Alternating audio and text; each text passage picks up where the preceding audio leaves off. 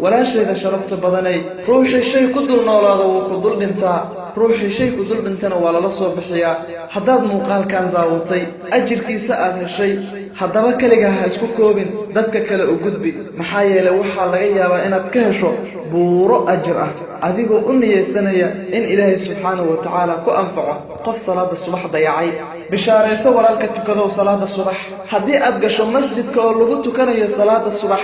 oo aad aragto dadka tukanayo aad u yar ogow in Allah subhanahu wa ta'ala ka doortay adoomadiisa wallahi qofkii ku tukada salaada subax jamaaco qofkii ku tukada salaada subax wuxuu ku jiraa dimada alle ilaa uu ka galabaysto kabaha qof cayrah oo faqiir ah oo u socda masjidka salaada subax waxay aad uga qurux badan yihiin taajka la saari lahaa madaxa boqor hurdaya haddaad markaad rabtana iska hurdo markaad rabtana iska soo kacdo salaadahana aadan ilaalin muhiimadda aadan siinin weligaa murugo ayaad ku jiri doontaa maxaa yeelay salaada ayaan iyadu muhiim ku ahayn sida oo kale alle subhanahu wa ta'ala muhiim umatihi oo mar waliba murugooyin iyo dhibaatooyin ayaad dhaxda kaga jiraysaa salaadu mar waliba waxaa lala xiriiriyay wanaaga iyo liibaanta u kaalaya liibaanta hayya cala alfalaah hayya cala alfalaah